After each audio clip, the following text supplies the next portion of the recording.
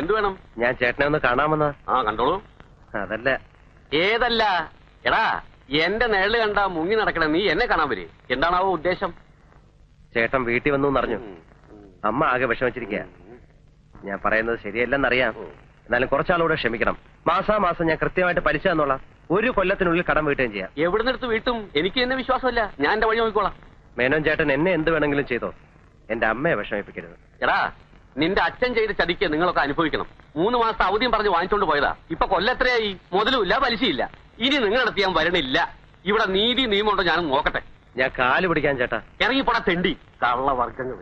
എടോ, ഇത്രയും നേരം തന്റെ കാല് ഞാൻ പിടിച്ചത് തന്റെ അച്ഛന്റെ കൂട്ടുകാരനായതുകൊണ്ട് ഇടിച്ചതിന്റെ ഷേപ്പേ മാറ്റിക്കളയും. താൻ എന്നെ കോടതി കയറ്റല്ലോ. കേട്ടൂടാ. ഞാൻ കോടതി കയറുന്നത് തന്നെ കൊന്നിട്ടായിരിക്കും. താൻ ആണാണെങ്കിൽ എനിക്ക് വക്കീലോട്ട് സഹിക്കണോ? അന്ന് എന്റെ മരണമാ. എന്താ കാണണോ? എടാ ശിവൻകുട്ടി, നീ പോക്കിരുത്തരാ കാട്ടെ. അതെ, പോക്കരുത്തരാ. താൻ എന്തോ ചെയ്യും? ഞാനും ചെയ്യില്ല. എന്നെ കോടതി കയറ്റണ്ടേ?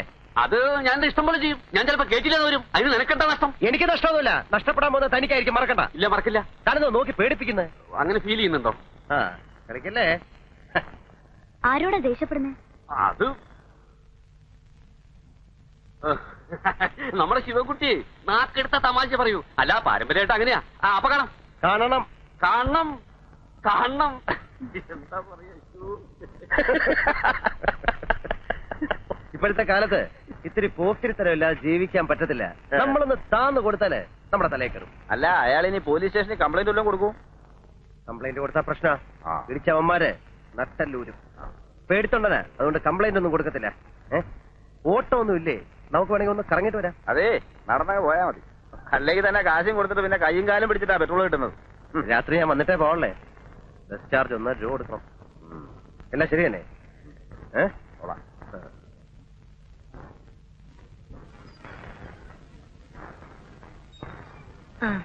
ശിവൻകുട്ടി വന്നു.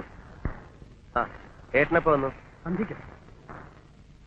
പഞ്ചസാര വാങ്ങിച്ചോടാ. പഞ്ചസാരയും അരി മുളകും ഒക്കെ ഉണ്ട്. ഞാൻ വിചാരിച്ചു മറക്കുന്നു. നാളെ രാവിലെ ബാലന് കാപ്പി കൊടുക്കണത് എങ്ങനെയാണെന്ന് വിചാരിച്ചു വിഷമിച്ചിരിക്കുകയായിരുന്നു. ഏട്ടത്തെയും മോളൊക്കെ സുഖമായിരിക്കുന്നില്ലേ? പ്രേമേ, എന്തേട്ടാ? ഏതാടി സാരി? വല്യേട്ടൻ കൊണ്ടുവന്നതാ. നീ ബാഗ് എടുത്ത് അകത്ത് വയ്ക്ക.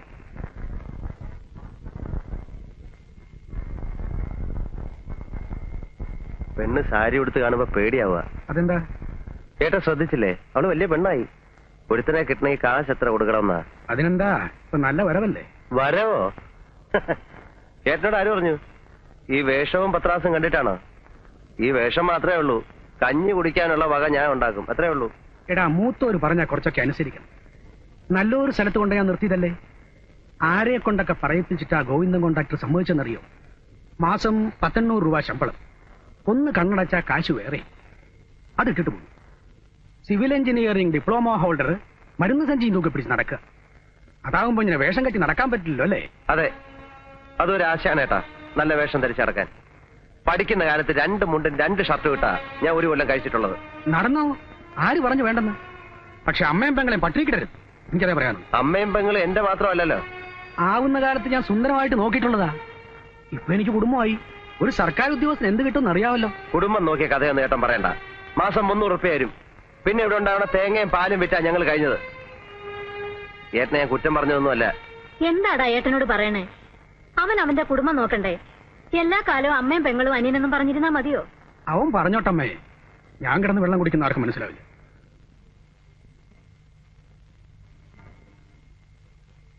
ശിവ, ഏട്ടൻ വന്നത് രമയ്ക്ക് ഭാഗം കിട്ടിയ സ്ഥലത്ത് അവൻ പെരപണിയാൻ പോവുക. അപ്പോ നമ്മുടെ പടിഞ്ഞാറെ വേലിയിലടുത്ത് നിൽക്കുന്ന 2 പ്ലാവ് മുറിച്ച ആവശ്യത്തിനുള്ള തടി കിട്ടും. ഞാൻ പറഞ്ഞു മുറിച്ചറുത്ത് കൊണ്ടുപോയിക്കോളാൻ. ആ പ്ലാവ് നിറയെ കായ്ക്കണതാ. എന്റെ വീട്ടിൽ നിന്ന് എന്ത് കൊണ്ടുവന്നു രമയുടെ വീട്ടുകാർ ചോദിച്ചാൽ ഞാൻ എന്ത് മറുപടി പറയും? ഞാൻ ഭാഗമൊന്നും പിരിഞ്ഞിട്ടില്ല. ഏട്ടൻ ആവശ്യമുള്ള തടി ഞാൻ അലിയാറുടെ മില്ലിൽ നിന്ന് ഏർപ്പാട് ചെയ്ത് തരാം. അതാവുമ്പോ എനിക്ക് കുറേശ്ശെ കൊടുത്തു തീർത്താൽ മതി. നമ്മുടെ തൊടിയിലെ പ്ലാവ് മുറിക്കാൻ മറ്റു പലരുടെ അനുവാദം കൂടി വേണം. ഈ വസ്തുവിന്റെ പണയത്തില് അച്ഛന് കടം കൊടുത്ത പലരുടെ.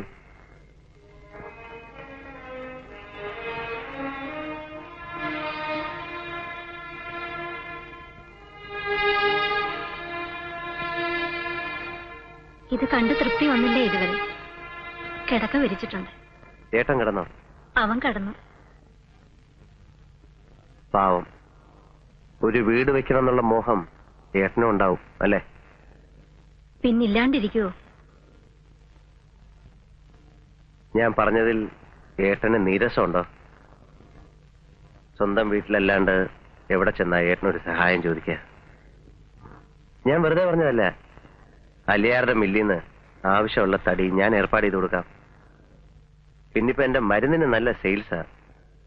കുറച്ച് കാശെനിക്ക് കിട്ടും, അത് ഏട്ടന് കൊടുക്കാം അല്ലേ?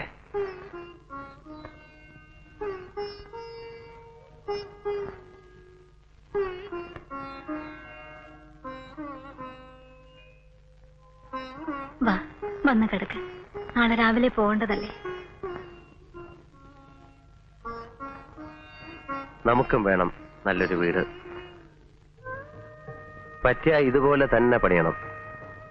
2 നില. 2ാമത്തെ നിലയിലേക്ക് പുറത്തുനിന്ന് സ്റ്റെപ്സ് വേണം. പ്രേമയുടെ കല്യാണം നടത്തി അവളെയും ഭർത്താവിനെയും മുകളിലത്തെ നിലയിൽ താമസിപ്പിക്കാം.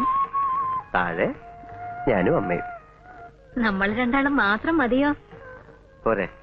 നീ പറ, മതിയോ? അമ്മയുടെ ഇഷ്ടം.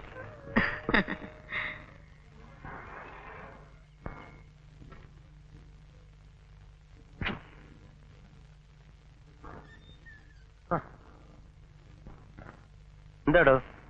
വെറുതെ. വെറുതെ ഒന്നുമല്ല. ഊണാ കഴിഞ്ഞോമേ? കഴിഞ്ഞ ഓരോരുത്തർ ഉറക്കായി. ആ, പാലേട്ടൻ വന്നിട്ടുണ്ടല്ലേ? ആ. ഉമ്മ പറഞ്ഞു. ശിവ, ഒന്നിങ്ങോട്ട് വന്നൊരു കാര്യം പറ. അത്ര വലിയ രഹസ്യമാണെങ്കിൽ ഞാൻ അങ്ങ് പോയേക്കാം.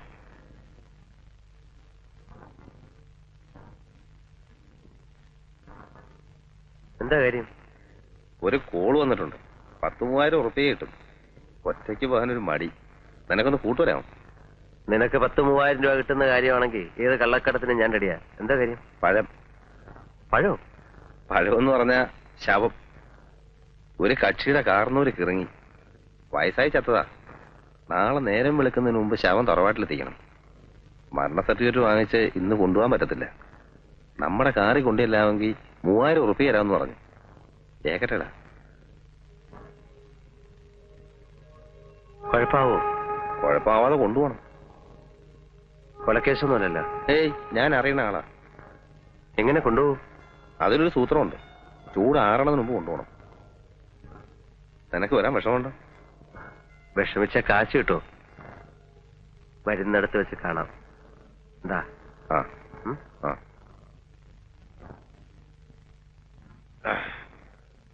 അതാണ്ട് ഇങ്ങോട്ട് അതോട്ട് കിടത്തല്ലേ കിടത്തല്ലേ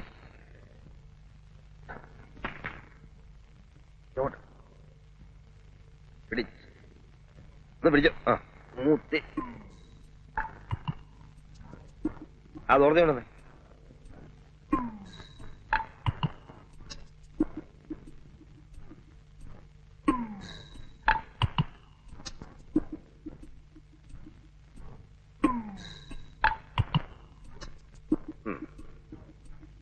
ഒരാളെ നീ പറഞ്ഞ ആ വിളി അടച്ചോ. വാ. ആ, കൂടെ വേണ്ട, വണ്ടി ഓടിക്കാനുള്ള.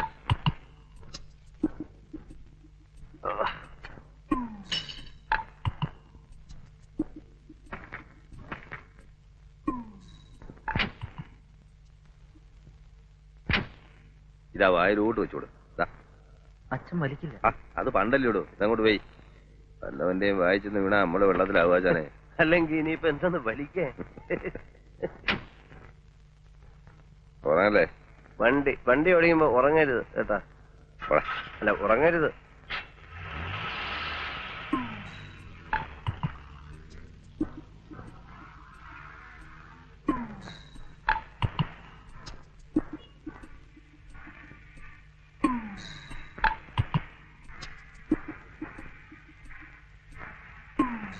ഒരു 12 മണിക്ക് എത്തുമോ?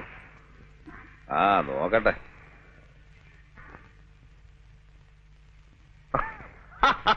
ഈ 3 പേരുടെ ശവം നോക്കി എത്തിയോ? ഇവിടെ വടകരേ വടകരയെത്തും. എത്തും വടകരയിൽ ഞാൻ വഴി നടക്കുമ്പോൾ വടകരയിൽ ഞാൻ അട്ടിപ്പിട്ടി നടക്കുന്നു, അട്ടിപ്പിട്ടി നടക്കുന്നു. അടിപിടി വടക്കത്ത് ഞാൻ നടക്കുന്നു. വഴി നടക്കുമ്പോ അട്ടിപ്പിട്ടി നടക്കുന്നു. വടകരയിലുള്ള വഴിയിലോടുമ്പോ വെള്ളത്തിലാക്കല്ലേ.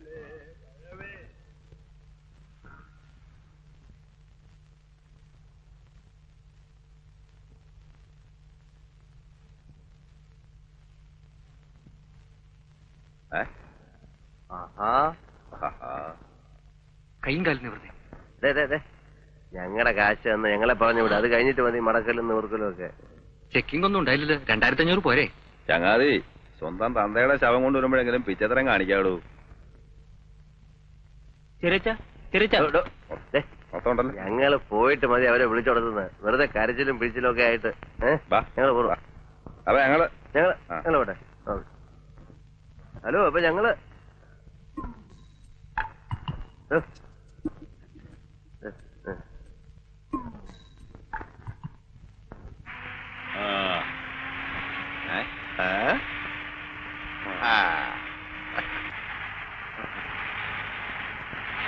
ആയിരം പൊൻപണം വീണു കിട്ടി, നമുക്കായിരം പൊൻപണം വീണു കിട്ടി. ആലിപ്പഴം പോലെ ഞാവൽപ്പഴം പോലെ ആയിരം പൊൻപണം വീണു കിട്ടി. ആയിരം പൊൻപണം വീണു കിട്ടി, നമുക്കായിരം പൊൻപണം വീണു കിട്ടി. ആലിപ്പഴം പോലെ ഞാവൽപ്പഴം പോലെ ആയിരം പൊൻപണം വീണു കിട്ടി. എന്താ പറ്റിയടാ? പറച്ചനെ ചതിച്ചാ എന്താ പറ്റിയടാ? നോക്കണ്ട നീ നിന്നും. എന്താ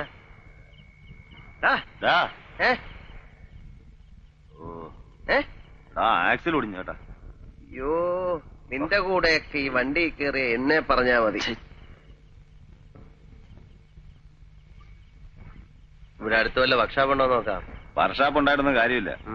നേരം വെളുത്ത് പുതിയ ആക്സിൽ വാങ്ങിച്ചു വന്നാലേ നന്നാക്കാൻ പറ്റൂ. 500 രൂപയും പോയി, ഉറക്കവും പോയി. 500 രൂപ പോകുന്നേ പോട്ടെ, ബാക്കി 2500 ഉണ്ടല്ലോ. ഉറക്കം കളയാൻ ഞാനില്ല, ഞാൻ ഉറങ്ങാൻ പോവാ. ചെന്നേരം ഉറങ്ങും. ഓ, ഗുഡ് നൈറ്റ്.